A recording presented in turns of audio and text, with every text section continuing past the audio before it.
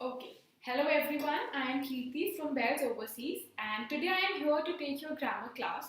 In today's class, we will be studying about some basic grammar things. The basic thing which you want to convey or which you want to tell in your every sentence is your tense. Now what tense is?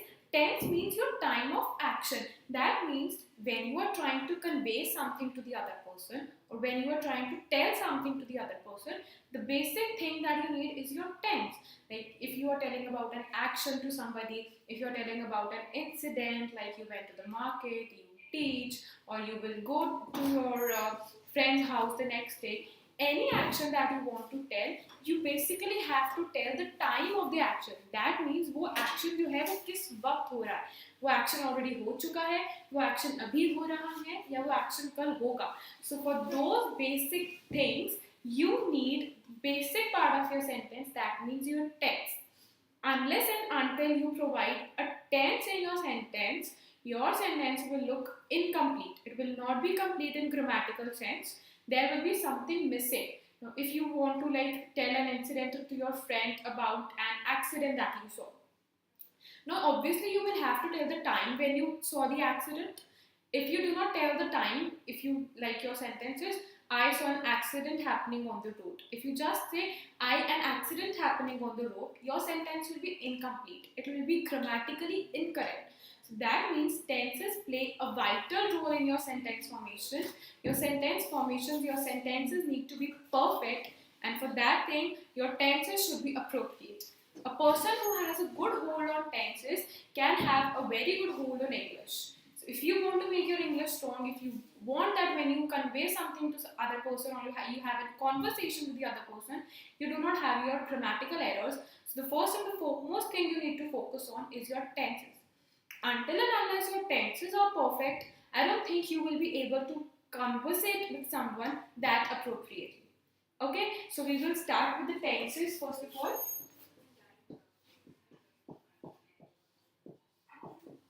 So far I've told you what tenses are and what is the importance of tenses. For that, if you want to word it or if you want to give your definition in words, it's very simple one. That means time of action. That means कोई भी action है, कोई भी काम है, वो काम किस समय पर हुआ है, किस टाइम पर हुआ है. That is your basic requirement. That is your basic definition of tenses. Tenses are those things, tenses are those words, tenses are those basic part of grammar that help you tell the other person what was the time of your action. जब आपका action हुआ वो किस time पे हुआ. Now ऐसा भी हो सकता है कि वो आपका जो एक्शन है वो कल हो गया हो. That means you went to your friends house yesterday. वो चीज ऑलरेडी हो गई हुई है ना. So that will be your past tense. यानी कि जो चीज अब से पहले, जो अब समय चल रहा है उससे पहले जो चीज हो चुकी है उसको हम बोलते हैं पास्ट टेंस में चीज बोलना. ये पास्ट टेंस में आपका sentence. Clear. Next we will move to present tense. That means जो action अभी हो रहा है. I am going to my friend's house. मैं अभी अपनी friend के घर जा रही हूँ या जा रहा हूँ. I am sleeping. मैं सो रहा हूँ या मैं सो रही हूँ. ठीक है. जो चीज अभी हो रही है अभी के टाइम में, प्रेजेंट टाइम में, उसको हम बोलते हैं present tense. Next last is your future tense. That means जो चीज अभी होगी. ठीक है. जो चीज अभी कल होगी, परसों होगी. I will go to my friends house tomorrow. That is your future tense. Clear. Past tense जो चीज हो चुकी है, प्रेजेंट टेंस जो चीज हो रही है, फ्यूचर टेंस जो चीज होगी. अभी नहीं हुई है ना, अब से पहले हुई है ना, अभी हो रही है. आने वाले समय में, maybe after 1 hour, maybe after 2 hour, maybe after a day, maybe after a year, after a week, after a millennium. जो चीज अभी होगी, अभी तक नहीं हुई है, उसको हम लिखते हैं future tense में. Now today we will study these tenses in detail. Okay? First of all, आपने इतना कुछ हो गया. टेंस के ये टाइप्स होते हैं, लेकिन इन टाइप्स की भी आगे सब टाइप्स होती हैं. प्रेजेंट टेंस के आगे 4 फॉर्म्स होते हैं, पास्ट के होते हैं, फ्यूचर के होते हैं. First of all we discuss those types.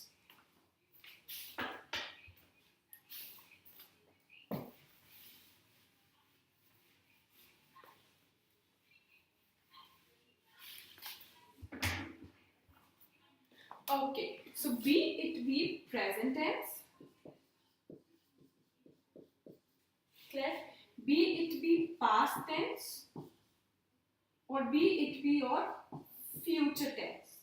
आपको इतना पता चल गया, ये जो तीन हैं, 3 टाइप्स हैं, ये आपके टेंसेस की टाइप्स हैं, पर इन 3 टाइप्स की भी आगे 4 सब टाइप्स होती है, clear, that means 3 and these 4 total 12 type of tenses you have in your English grammar.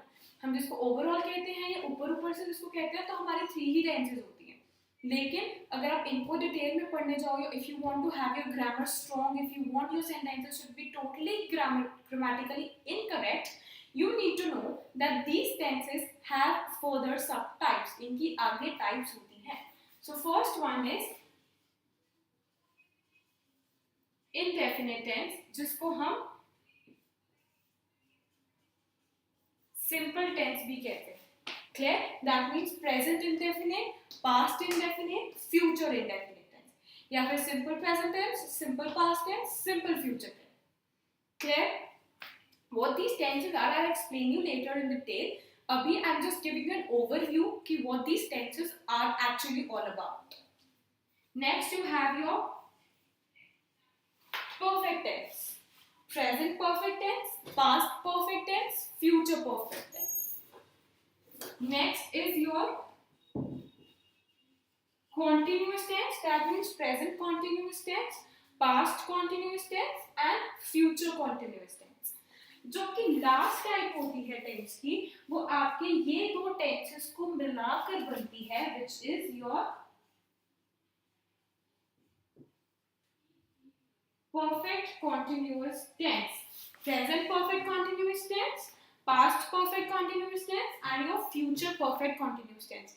So that means now you in total you have 12 tenses with you. जिनको समझ नहीं आया 12 कैसे, present indefinite tense, present perfect tense, present continuous tense and present perfect continuous tense. 4 next past indefinite tense, past perfect tense, past continuous tense and past perfect continuous tense. At the end future indefinite tense, future perfect tense, future continuous tense and future perfect continuous tense.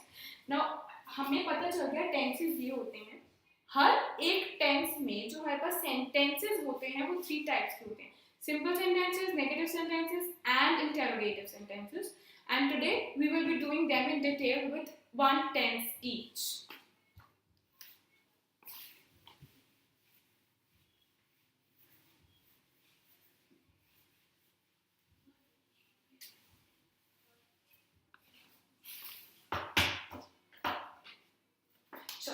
Now first tense is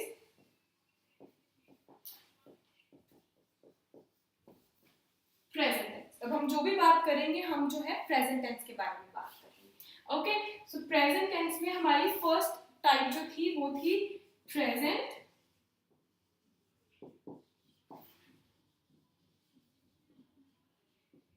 indefinite tense, या फिर जिसको हम simple present tense भी बोलते हैं. Okay, अब simple present tense कहाँ use होती है, आपके पास कोई फैक्ट है, रिमेंबर दीज थिंग्स क्लियरली, कोई फैक्ट है, कोई आपके पास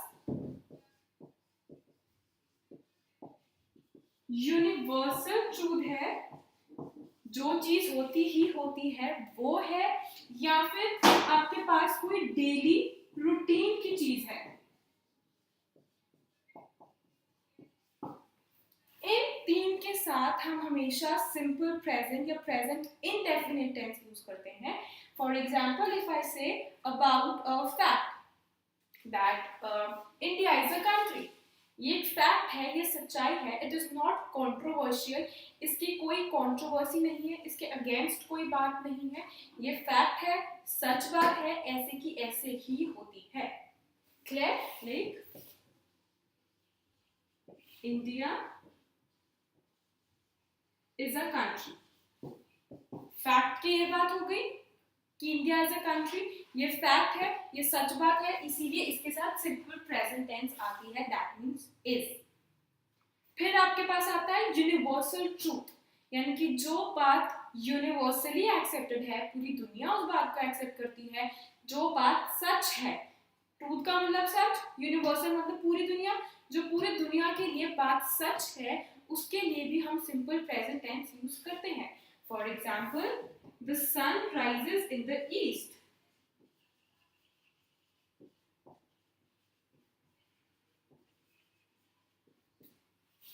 अब जो सन है वो हमेशा ईस्ट से ही राइज होता है पूरी दुनिया के लिए। ये सूरज पहले भी ईस्ट से उगता था, सूरज आज भी ईस्ट से ही उगता है, और सूरज फ्यूचर में भी ईस्ट से ही आएगा। So that means it's a universal truth, ये बात सच है, ये फैक्ट है, ये कंट्रोवर्सी इस बात की कोई नहीं है। तो that means you will use simple present tense with it. जो चीज हो रही है उसके लिए हम प्रेजेंट टेंस यूज करते हैं, लेकिन ये बातें यूनिवर्सल ट्रूथ है, इन बातों को कोई बदल नहीं सकता। तो that means you will use the sun rises in the east, you will use the present tense. Now keep in mind sun singular चीज है, इसीलिए आपका rises के साथ es यूज हुआ है। यही अगर यहाँ पे प्लूरल चीज होती, es प्लूरल के साथ नहीं आता। Keep that basic thing in your mind, es हमेशा जो है वो सिंगुलर चीजों के साथ आता है, प्लूरल के साथ you never use s और es। Clear enough? Next we move to daily routine. Daily routine यानी कि जो बातें आप करते हो, रोज की बात है। I go for a walk every day, यानी कि आप रोज वॉक पर जाते हो, आप कल भी वॉक पर गए थे, आज भी गए थे, कल भी जाओगे। तो ये आपका रोज का काम है कि आप रोज वॉक पर जाते हो। So here you will use present tense go. Go की थ्री फॉर्म्स होती है, गो, वेंट, वेंट, ठीक है। प्रेजेंट टेंस में you will use the verbs first form, that is go. Now I will tell you the basic sentence structure for it.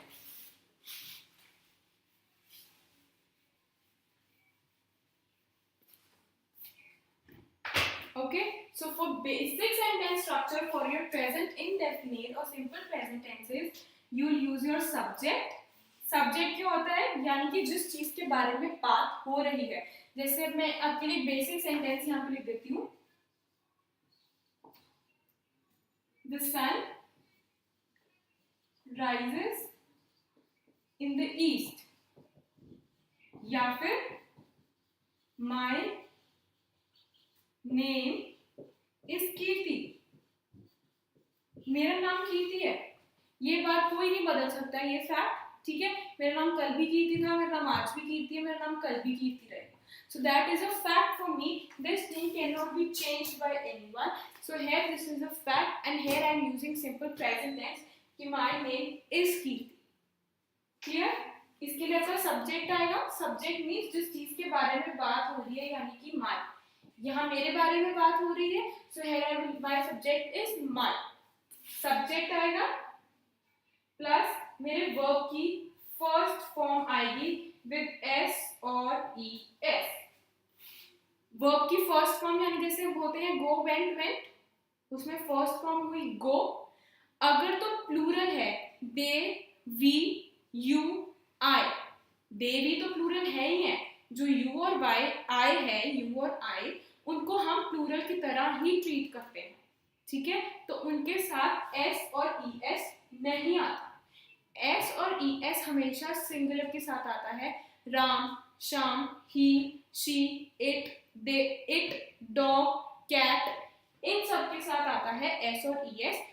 Singular के साथ S E S आता है, plural के साथ नहीं आता। सिर्फ आई और यू एक्सेप्शनल केसेस होते हैं जिनके साथ एस ई एस नहीं आता। क्लियर है ना? सब्जेक्ट आ गया कि वर्ब की फर्स्ट फॉर्म आ गई कि आपका एक्शन हुआ है, प्लस आपका ऑब्जेक्ट। ऑब्जेक्ट यानी कि the rest of the sentence, that means my subject is my name, मेरे नाम के बारे में बात हो रही है कि मेरा नाम क्या है। Then will be my verb first form यानी इज, उसके बाद आएगा मेरा ऑब्जेक्ट यानी कि कीर्ति। मेरा नाम क्या है? मेरा नाम कीर्ति। I hope everyone is clear with these present indefinite tense या simple present tense, उसका structure और उसकी usage, how we use the sentence, how we use the tense, and in what kind of sentences we use these tense, and what is the structure. I hope everyone is clear with it now. Now I'll be shifting to present perfect tense.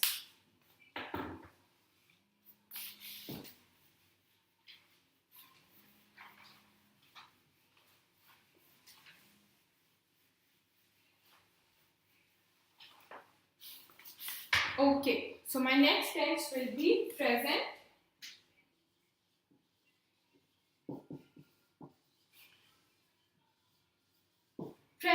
perfect tense. Now present perfect tense उन चीजों के लिए use होती है, उन actions के लिए use होती है जो कि अगर मैं बोलूं बिगिन कब हुए थे, पास्ट में हुए थे. बिगिन यानी कि शुरू पास्ट में हुए थे, शुरू अभी रिसेंटली नहीं हुए. शुरू ये वाले एक्शंस पास्ट में हुए थे, यानी कि अब से पहले के टाइम में शुरू हुए थे, पास्ट के टाइम में शुरू हुए थे, लेकिन इनकी जो एंडिंग है यानी कि जो खत्म हुए हैं ये रिसेंटली खत्म हुए. यानी जो एक्शंस, जो काम, जो हम बोलते हैं हमारा काम, हमारा इंसिडेंट, हमारा एक्शन पास्ट में शुरू हुआ था, अब के समय से पहले में शुरू हुआ था, लेकिन वो काम जो है वो खत्म अभी हुआ है. It has ended in the recent past, या फिर अभी अभी वो सेंटेंस या जो एक्शन है खत्म हुआ है. ठीक है, जैसे अब मैं बोलूं I have studied for 3 hours. मैंने 3 घंटे तक पढ़ाई की है. 3 घंटे मतलब 3 घंटे पास्ट में मेरा एक्शन शुरू हुआ था, 3 घंटे पहले मैंने पढ़ना शुरू किया था, लेकिन मेरा एक्शन खत्म अभी हुआ है, यानी कि मैंने बुक्स अभी बंद की है, मैंने पढ़ना अब बंद किया. ठीक है. He has gone to the market. He जो वो लड़का है वो मार्केट गया हुआ है, लेकिन अभी तक वो वापस नहीं आया. आई बात समझ में? अभी तक उस वापस नहीं आया. आया है या नहीं आया है ये भी नहीं पता. He has gone to the market मतलब वो मार्केट गया हुआ है. अभी पास्ट में, रीसेंट पास्ट में ही he has gone to the market, वो अभी अभी मार्केट गया है. तो अगर ये देखो हमारे सेंटेंसेस हैं पास्ट परफेक्ट, प्रेजेंट परफेक्ट. ठीक है, इन्हीं के हिसाब से इनका स्ट्रक्चर देखिए. सबसे पहले क्या आया, हमारा सब्जेक्ट आया, यानी जिस चीज के बारे में बात हो रही है, आई और ही आया. क्लियर. उसके बाद आता है हैज या हैव. हैज या हैव. सिमिलरली हैज में एच है यानी एस है, यानी कि ये सिर्फ सिंगुलर के साथ आता है. सिंगुलर नाउन्स के साथ हैज आता है, प्लूरल नाउन्स के साथ हैव आता है. सिंगुलर नाउन्स के साथ हैज, प्लूरल नाउन्स के साथ हैव आता है, प्लूरल के साथ एस नहीं आता. ही हैज या आई हैव. इसके बाद आएगी आपकी वर्ब की third form, go went gone. Past participle हम जिसको बोलते हैं, past perfect form of verb जिसको हम बोलते हैं, आपकी वर्ब की थर्ड फॉर्म आती है यहाँ पे. जैसे studied, study, studied, studied. These are your forms of verb. Gone, go, went, gone. These are your forms of verb. So that means the subject जिसके बारे में बात हो रही है has है, जो आपके helping verbs होते हैं. फिर उसके बाद आपका है verb की third form, and then at the end you have your object. Clear enough? End में आता है आपका object. ये बात हो गई आपके सिंपल सेंटेंसेस की, यानी कि जो आपके नॉर्मल डेली सेंटेंसेस होते हैं. अब अगर हम प्रेजेंट परफेक्ट टेंस में बात करें इंटेरोगेटिव सेंटेंसेस या नेगेटिव सेंटेंसेस की, अगर हम इंटेरोगेटिव सेंटेंस की बात कर रहे हैं, इंटेरोगेटिव सेंटेंसेस का मतलब होता है वो सेंटेंसेस जो कि एक क्वेश्चन मार्क पे एंड होते हैं. वो सेंटेंसेस जिनके थ्रू हम किसी से कुछ पूछते हैं, कोई क्वेश्चन पूछते हैं, या वो सेंटेंसेस जो एक क्वेश्चन मार्क पे आकर एंड होते हैं, उनको हम बोलते हैं इंटेरोगेटिव सेंटेंसेस। ठीक है, अब जैसे मैं मान लो हमने एक सेंटेंस किया था, he has gone to the market. अगर मैंने पूछना है किसी से तो मैं क्या पूछूंगी, has he gone to the market, question mark. जहां मैं क्वेश्चन पूछ रही हूँ किसी से, उसके एंड पे मैं लगाऊंगी क्वेश्चन मार्क, ताकि पता चले कि मैं किसी से कुछ पूछ रही हूँ। ये सेंटेंस मेरा इंटेरोगेटिव सेंटेंस है। क्या इसका स्ट्रक्चर क्या आ जाएगा इसका, हैज हैव या हैव, वही सेम रूल, सिंगुलर के साथ हैव, प्लूरल के साथ हैज हैव प्लस मेरा सब्जेक्ट। बाकी का सारा मेरा सेंटेंस सेम रहेगा, सिर्फ इतना सा होता है कि जो सब्जेक्ट और मेरा हेल्पिंग वर्ब होते हैं वो अपनी जगह एक्सचेंज कर लेते हैं। नॉर्मल सेंटेंसेस में पहले मेरा सब्जेक्ट आता है, उसके बाद मेरा हेल्पिंग वर्ब आता है। इंटेरोगेटिव में सिर्फ इतना सा फर्क आएगा कि मेरे हेल्पिंग वर्ब्स पहले आ जाएंगे, हैज हैव पहले आ जाएगा, और मेरा सब्जेक्ट जो है वो बाद में चला जाएगा, वो शिफ्ट हो जाएगा, सेकेंड प्लेस पे चला जाएगा। सब्जेक्ट के बाद we have verb third form. Clear enough? Verb की थर्ड फॉर्म जैसे हमारी नॉर्मल सेंटेंसेस में होती थी, उसके बाद आएगा मेरा ऑब्जेक्ट, यानी कि जिस चीज के बारे में बात कर रही हूँ। अगर मैं मैच करूं हैज हैव, यानी कि has he gone to the market वाला हैज, सब्जेक्ट जिसके बारे में बात हो रही है, बात ही के बारे में हो रही है, तो यहाँ मेरा ही आ गया। उसके बाद वर्ब की थर्ड फॉर्म यानी कि गॉन, जो मेरी वर्ब की थर्ड फॉर्म है, हैज हैव के साथ हमेशा वर्ब की थर्ड फॉर्म लगती है। उसके बाद मेरा ऑब्जेक्ट यानी कि मेरा रेस्ट ऑफ द सेंटेंस, या फिर जिस चीज के बारे में मैं जो बात कर रही हूँ उसको बोलते हैं ऑब्जेक्ट, यानी gone to the market. Market हुआ मेरा ऑब्जेक्ट। क्लियर? यही अगर मैं बात करूं नेगेटिव सेंटेंसेस की, नेगेटिव सेंटेंस में मैं क्या, नेगेटिव मतलब समथिंग लाइक नो, जो चीज नेगेटिव है, जो चीज नहीं है, नो।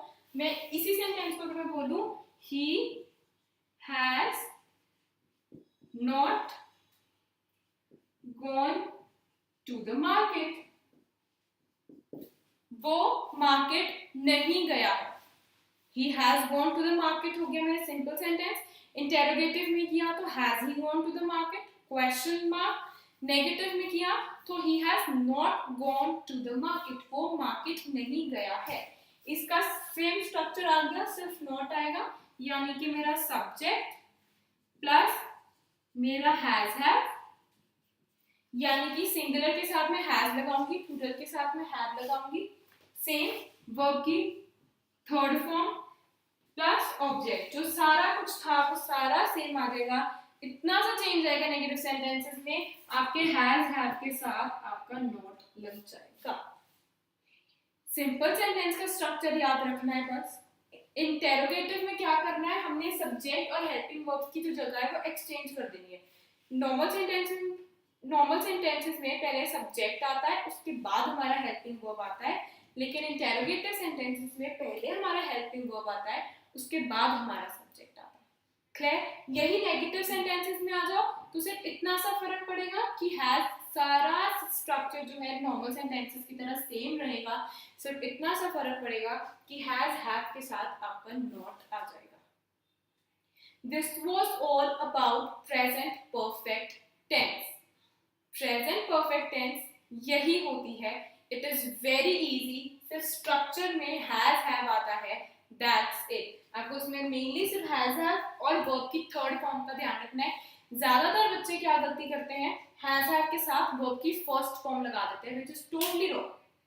अगर मैं सेंटेंस इसको बोलूं he has go to the market, that sentence is grammatically incorrect. Has have के साथ वर्ब की थर्ड फॉर्म आती है।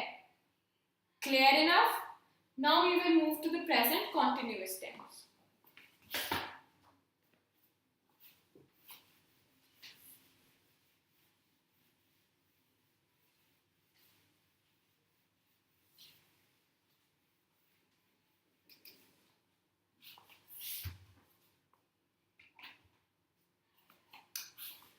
ओके, नेक्स्ट मेरे पास है मेरी प्रेजेंट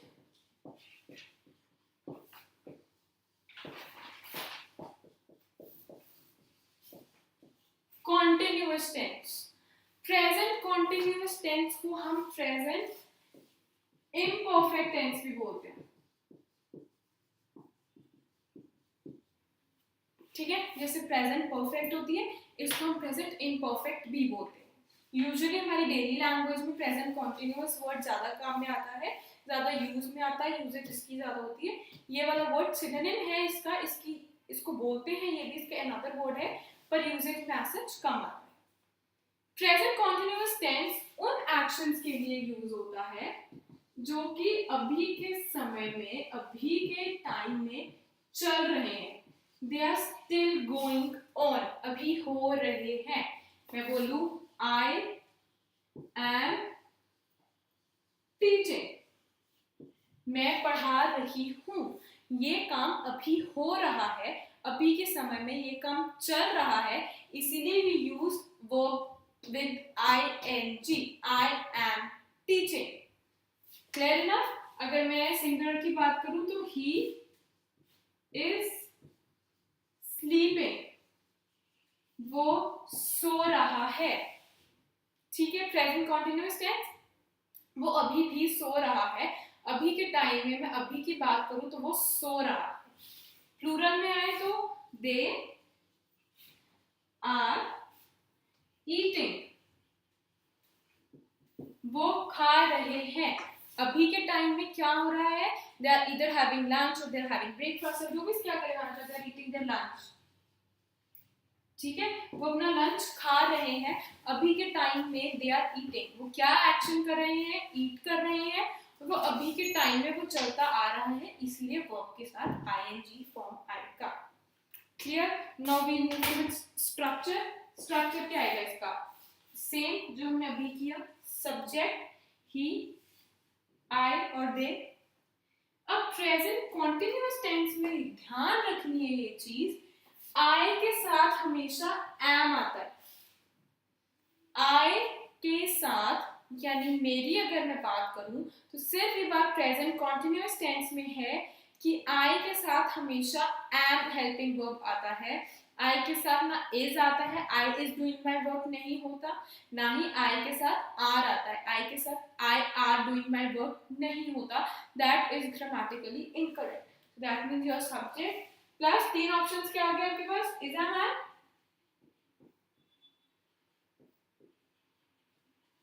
इज एम आर आ गया। दैट मीन्स इज सिंगुलर के साथ आता है क्योंकि इसमें एस है, मैंने पहले भी बताया, एस ई एस सिंगुलर के साथ यूज होता है, प्लूरल के साथ नहीं यूज होता।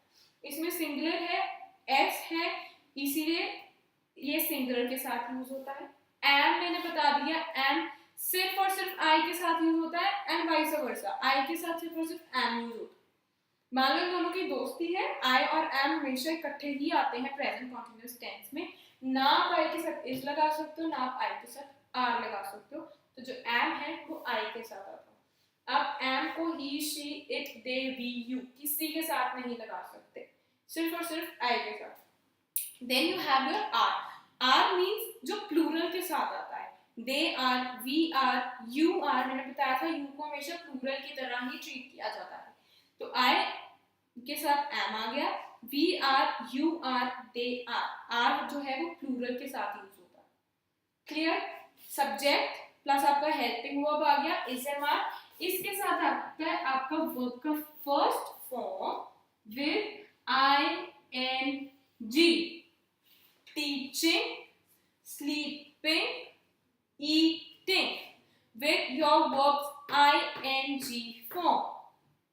और हमेशा वर्ब की फर्स्ट फॉर्म आती है, आप ये कभी जैसे टीच की होती है टॉट, वर्ब की उसकी सेकंड और थर्ड फॉर्म टॉट होती है, तो you can not say I am taughting, no, verb की हमेशा फर्स्ट फॉर्म यूज होती है, that means I am teaching.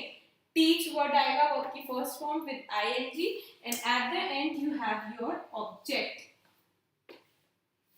आई बात समझ में? प्रेजेंट कॉन्टिन्यूअस टेंस में सब्जेक्ट आएगा, इज एम आर आएगा, वर्ब की आईएनजी फॉर्म आएगी, प्लस आपका जो है वो ऑब्जेक्ट आएगा। I hope you are clear with the present continuous tense. इसकी ये सिर्फ मैंने सिंपल टेंस बताई थी, सिंपल सेंटेंस इसका ये स्ट्रक्चर होता है।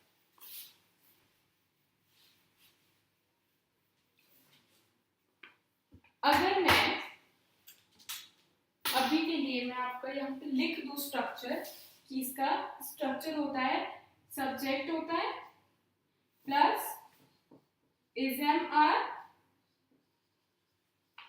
प्लस वर्ब की first form with ING plus your object आपके नॉर्मल सेंटेंसेस में। Clear enough? अब हम करेंगे इंटेरोगेटिव सेंटेंस।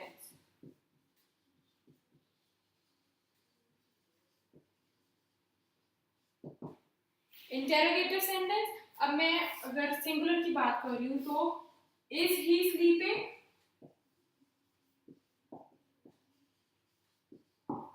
क्या वो सो रहा है, with question mark. Interrogative sentence कौन से सेंटेंस होते हैं जिनके एंड पे क्वेश्चन मार्क आता है? तो is he sleeping. Next I वाला, एम आई लुकिंग गुड, क्या मैं सही लग रही हूं या लग रहा हूं। आई के साथ हमेशा एम आता है, इंटेरोगेटिव हो, नेगेटिव हो, नॉर्मल सेंटेंस हो, आई के साथ एम, सिंगुलर के साथ इज। और यही अगर मैं प्लूरल में करने जाऊं तो आर दे ईटिंग लंच, क्या वो खाना खा रहे हैं, with your question mark. And में क्या होगा, आपका क्वेश्चन मार्क आ जाएगा। सारा सेंटेंस सेम, वही हमने जो प्रेजेंट परफेक्ट में किया था वही चीज यहाँ पर भी आएगी। ये देखो, हमने परफेक्ट में भी किया था कि अगर इसका स्ट्रक्चर है subject plus is am are, हमने वहां पे हैज हैव पहले लगा दिया था। यहाँ पर भी हम यही करेंगे, पहले हम अपना इज एम आर लगाएंगे, यही लगा आपका, पहले इज एम आर लगा यहाँ पे, उसके बाद आपका सब्जेक्ट आएगा ही आई दे, इतना सेंटेंस, प्लस आपकी वर्ब की फर्स्ट फॉर्म विद आईएनजी, आपका ऑब्जेक्ट और एंड में क्वेश्चन मार्क। यहां से अगर मैं कंपेयर करूं, हमने प्रेजेंट परफेक्ट में भी यही किया था, यहाँ फर्क सिर्फ इतना है, यहाँ पे इज एम आर है, प्रेजेंट परफेक्ट में हैज हैव था। तो यहाँ मैंने कहा था हमेशा हेल्पिंग वर्ब्स की जगह सब्जेक्ट को दे दो और सब्जेक्ट को हेल्पिंग वर्ब की जगह ले जाओ। तो सेम हियर, यहाँ भी मैंने यही किया, इज एम आर पहले ले आई, उसके बाद सब्जेक्ट, बाकी का मेरा सारा सेंटेंस जो है वो सेम रहेगा और एंड में क्वेश्चन मार्क आ जाएगा। That's it. सिर्फ इतना सा फर्क होता है कि अगर आपको कोई सेंटेंस की किसी भी सेंटेंस को इंटेरोगेटिव या नेगेटिव फॉर्म में करना है, इंटेरोगेटिव में आपको पता है आपने सब्जेक्ट और हेल्पिंग वर्ब की जगह चेंज कर देनी है, उनको रिप्लेस कर देना है या रेसिप्रोकेट कर देना है। और जो आपका नेगेटिव सेंटेंस है, सारा नॉर्मल सेंटेंस की तरह आपका स्ट्रक्चर सेम रहेगा, बस आपको हेल्पिंग वर्ब के साथ में नॉट वर्ड लगा देना। क्लियर है ना? अब अगर मैं इसी में ही किसी नेगेटिव सेंटेंस की बात करूं,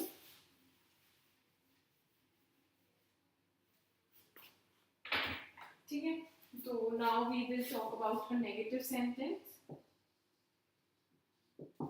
वही वाले sentence, he is not sleeping, वो नहीं सो रहा है। हमने जब किया था ही इज स्लीपिंग, नेगेटिव में क्या होगा, सिर्फ इतना सा इज एम आर जबकि हेल्पिंग वर्ब्स है, उसके बाद आपका साथ में नॉट वर्ड आ जाएगा, जिसको हम नेगेटिव सेंटेंस की पहचान ही वर्ड नॉट से होती है। क्लियर? नेक्स्ट सेंटेंस आई वाला, आई एम नॉट स्टडिंग, मैं पढ़ नहीं रहा हूं। आई के साथ हमेशा एम आएगा, मैंने बताया था, be it it be interrogative sentence, be it it be a negative sentence, I के साथ हमेशा एम आएगा। उसके बाद अगर हम प्लूरल में जाएं, दे आर नॉट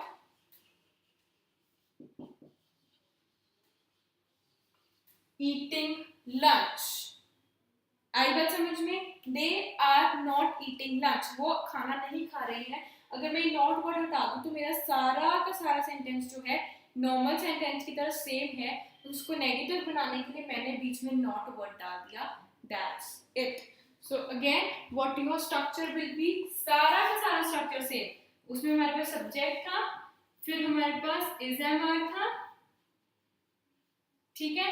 फिर उसके बाद हमारे पास वर्ब की फर्स्ट फॉर्म थी with ING plus object. Match करो, यही था ना, सेम ही स्ट्रक्चर था हमारा नॉर्मल सेंटेंसेस का, सिर्फ इतना सा फर्क, the only difference, only bit difference which you call is, इसके साथ वर्ड नॉट आ जाएगा, इज एम आर के साथ वर्ड नॉट आ जाएगा, दैट्स इट। ये बन गया आपका negative sentence. What is the structure of your negative sentence? Subject plus is am are, not, your verb first form with ing and your object full stop। सिर्फ interrogative sentences में question mark आता है, rest यहाँ पे आपके पास full stop ही आएगा। I hope you are clear with the present continuous tense at least। Clear? Present continuous tense वो tense, वो action जो अभी चल रहा है, अभी के समय में, that is going on। Okay? Now we will be moving to present perfect continuous tense।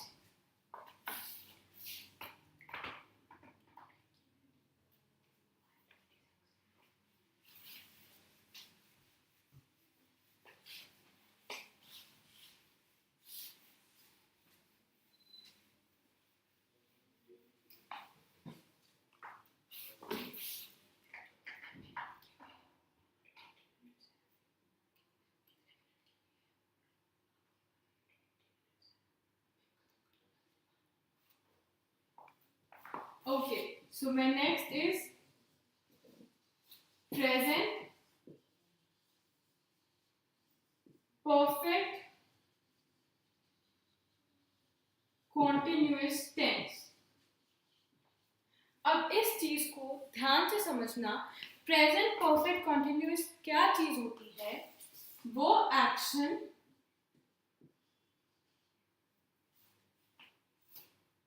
मैंने पहले आपको एक लाइन बताई थी कि जो परफेक्ट और प्रेजेंट परफेक्ट कॉन्टिन्यूस टेंस जो होती है वो प्रेजेंट परफेक्ट टेंस और प्रेजेंट कॉन्टिन्यूस टेंस को मिलाकर बनती है। अब जो हमारी प्रेजेंट परफेक्ट टेंस थी, ठीक है, वो हमारी क्या थी कि वो एक्शन जो कि पास्ट में शुरू हुआ है और रिसेंटली खत्म हुआ है, यही थी हमारी प्रेजेंट परफेक्ट टेंस। क्लियर? जो एक्शन जैसे I have studied for 3 hours, मैंने 3 घंटे पहले बुक खोली थी, 3 घंटे पहले पढ़ना शुरू किया था, अभी अभी पढ़कर हटी, तो वो एक्शन जब पास्ट में शुरू हुआ था, अभी अभी खत्म हुआ है, परफेक्ट टेंस हो। अब मैं बात करूं प्रेजेंट कॉन्टिन्यूस टेंस की, तो प्रेजेंट कॉन्टिन्यूस टेंस क्या होता है? वो एक्शन जो भी चल रहा है, वो action that is going on, अभी चल रहा है, अभी हो रहा है, प्रेजेंट कॉन्टिन्यूस वो थी। अब अगर हम इन दोनों को मिला के, क्योंकि इन दोनों को मिला के जो हमारी प्रेजेंट परफेक्ट कॉन्टिन्यूस टेंस बनती है, अगर मैं मिलाऊं इन दोनों को, तो हमारी प्रेजेंट परफेक्ट कॉन्टिन्यूस टेंस वो टेंस होती है जो एक्शन पास्ट में शुरू हुआ था और अभी भी चल रहा है, यानी कि जो एक्शन अभी हो रहा है लेकिन वो शुरू अभी नहीं हुआ है, वो शुरू पास्ट में हुआ।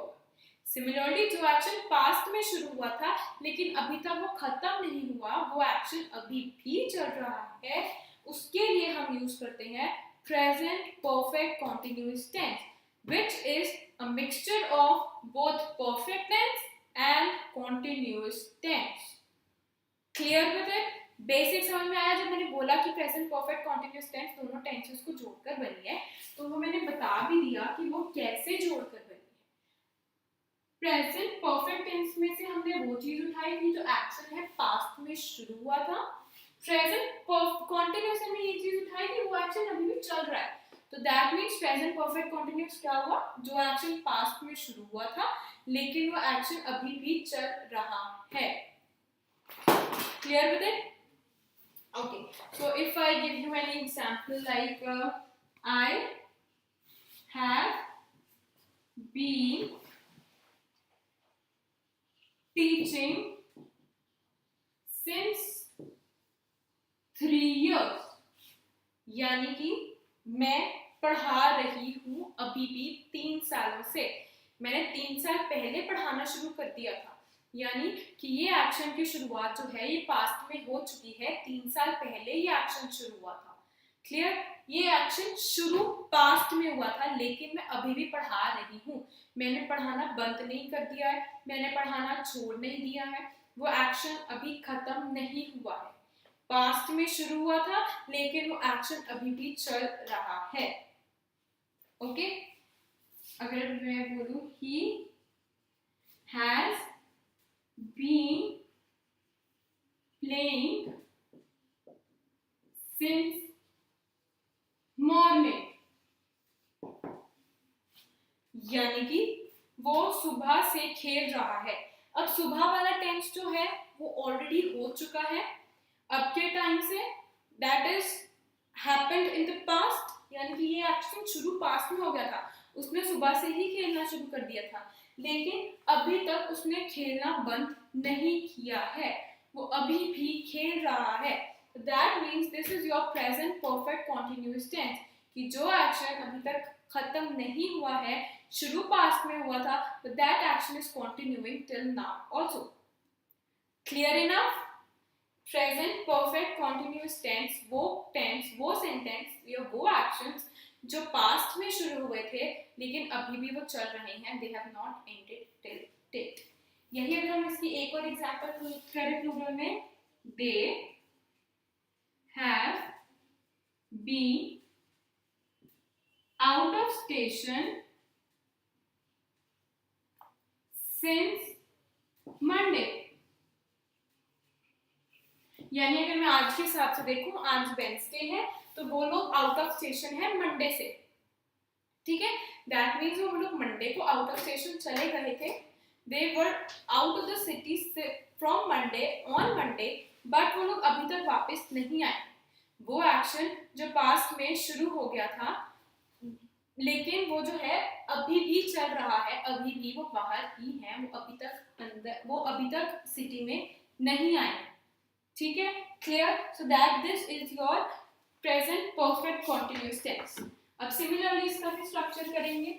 सबसे पहले सब्जेक्ट आई ही दे, उसके बाद आता है आपका हैज हैव, जैसे हमने वो किया था, डू डज किया था हमने, वैसे भी हैज में पहले भी हमने हैज हैव किया था प्रेजेंट परफेक्ट टेंस में। हैज जो होता है सिंगुलर चीजों के साथ आता है, सिंगुलर नाउन्स के साथ आता है। जो हैव होता है वो प्लूरल नाउन्स के साथ आता है, that means it goes on with plural nouns.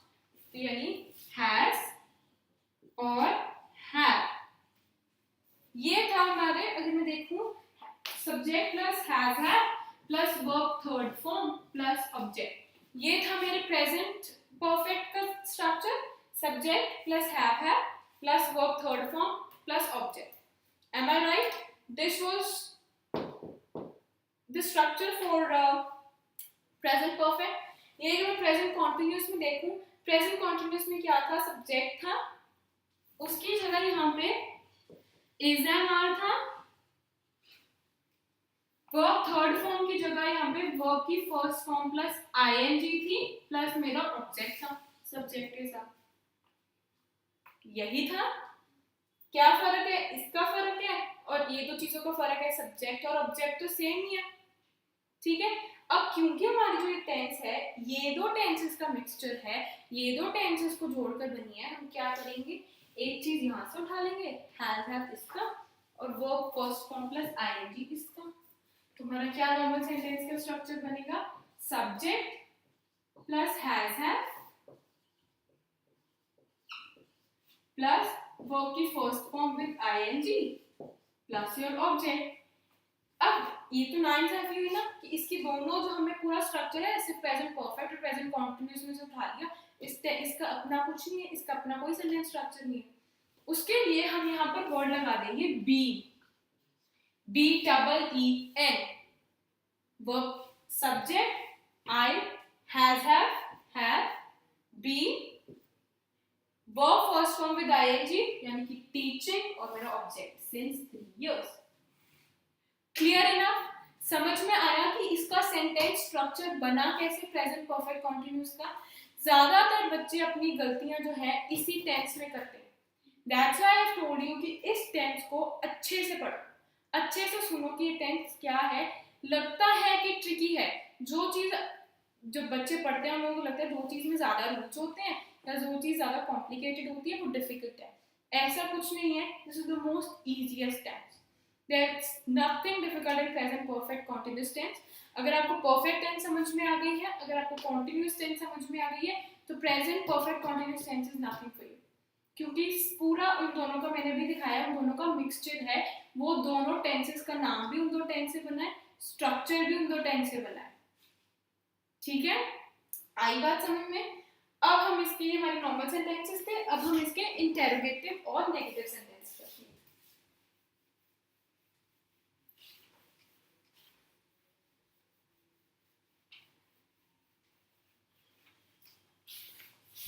So now we have our interrogative sentence.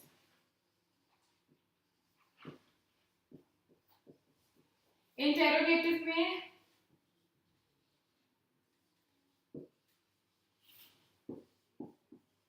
has he been studying? क्या वो पढ़ रहा है? Have you been teaching? क्या आप पढ़ा रहे हो, पढ़ाते आ रहे हो?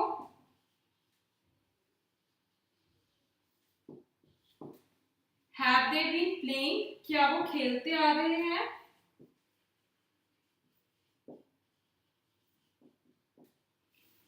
So that means हमने पहले भी यही किया था कि अपना जो सब इंटेरोगेटिव में जब करना होता है, अपना हेल्पिंग वर्ब जो है हम उठाकर सब्जेक्ट से पहले कर देते हैं।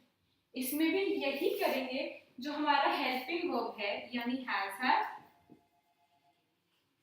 प्लस हमारा सब्जेक्ट, बाकी का हमारा सारा sentencing plus being plus verb first form ING और हमारा ऑब्जेक्ट। यानी हर टेंस में, इंटेरोगेटिव टेंस सेंटेंस में आपको सिर्फ इतना करना है, अपना हैज हैव, अपना हेल्पिंग वर्ब उठा के अपने सब्जेक्ट से पहले रख देना है। आपको आपके सब्जेक्ट और आपके हैज हैव की जो जगह है वो चेंज कर देना है। ये गलती बिल्कुल मत करना कि आप बीन की जगह भी रिप्लेस कर दो। बीन की जगह सेम वही रहती है, सिर्फ और सिर्फ आपके हेल्पिंग वर्ब यानी हैज हैव की जगह बदलती है, बीन की नहीं बदलती। ना ही आपके वर्ब की फॉर्म बदलती है, ना ही आईएनजी फॉर्म बदलता है। Clear with it? बिल्कुल भी ये गलती नहीं करनी। बच्चे यही गलती करते हैं कि बीन की जगह भी रिप्लेस कर देते हैं, जो कि आपको नहीं करना। This is the biggest mistake that you do. Okay, now we will be moving to our negative sentence.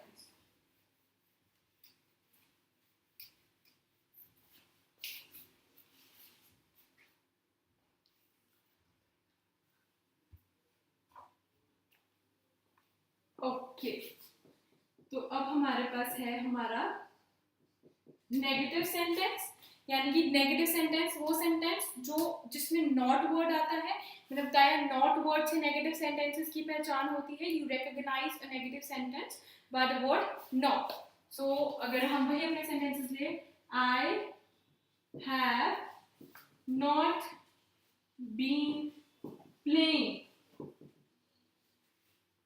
he has not been studying, they have not been eating। यही सेंटेंसेस थे हमारे पहले भी।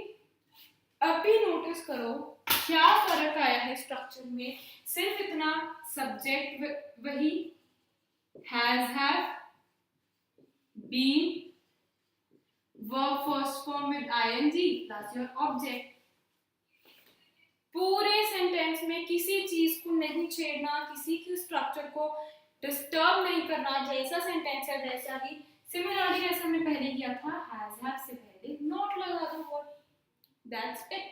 आपका पूरा सेंटेंस सेम बन गया, सारा स्ट्रक्चर सही। सिर्फ इतनी सी बात है, हैज हैव के बाद आपको वर्ड नॉट लगाना है। तो अगर हम करें, हमने भी किया था इंटेरोगेटिव सेंटेंस में हैज हैव प्लस सब्जेक्ट, बाकी सारा same, been, verb first form ING plus object, most importantly your question mark. Negative sentences में क्या होगा, सारा का सारा ये वाला सेम आएगा, सिर्फ हैव से पहले यहाँ पर नॉट आ जाएगा। Subject plus have not, being, verb first form with ING plus your object. That was it about your present perfect continuous tense। कि पूरी प्रेजेंट परफेक्ट कॉन्टिन्यूस टेंस सिर्फ यही होती है। 3 टाइप्स के सेंटेंसेस होते हैं हर टेंस में, प्रेजेंट टेंस में भी, पास्ट में भी, फ्यूचर में भी।